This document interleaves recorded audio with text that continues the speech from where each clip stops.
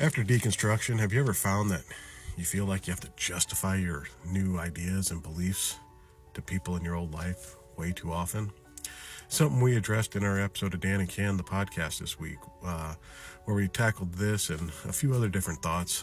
It's a regular potpourri of conversation that we had, but one of the ideas was just talking about this, trying to justify our positions in the world and our beliefs to people that hold to a strong Christian belief in their lifestyle, and how just recognizing, one, that all this burden of proof falls on the people that leave the faith and none of it falls on the people within the faith, and how that's just unfair and unjust, and how we end up putting that weight a lot on ourselves, accepting that burden. And it's simply just not the case. We have as much burden as anyone else to prove what we believe or what we think in this world. And quite frankly, we can either go out on a mission to prove it or not prove it. It doesn't matter. It's what we believe, it's what we know and understand.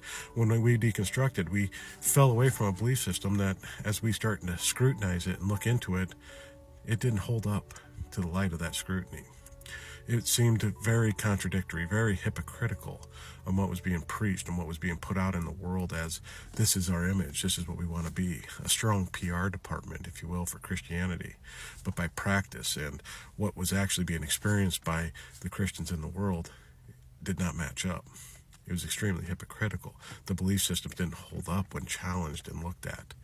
And it led us to find some other things, something that was more unifying, more humane, more based on loving your neighbor than anything else. Actually, something that's probably more Christian, according to the actual teachings of Christianity, than what Christianity puts out in the world today. But we don't have to prove that to anyone. It's not our burden to. We understand it. I think one of the things I always remember from church that I kind of hang on to and let it be the example of how I want to live was, in church we were always told they should be jealous of what's going on inside this building. They should see the excitement and the love and the community that's coming out and wonder what's happening in there and see the power of God move through. Your actions should speak louder than your words, in other words.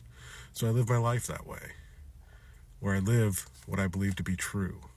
That as long as I act in the best possible goodwill towards my fellow man, that people will see that as what it is and understand that and wonder why I can go through things, some trials and tribulations, some persecutions, if you will, and still go with a smile on my face and be happy and experience and love in the world. And let that be the witness I have to do, the burden of proof I need to put out in the world. Go give the episode a listen. We tackle a whole bunch of different topics in it, kind of our ADHD minds just wandering around in it. So get in there and give it a listen and leave a comment letting us know what you think.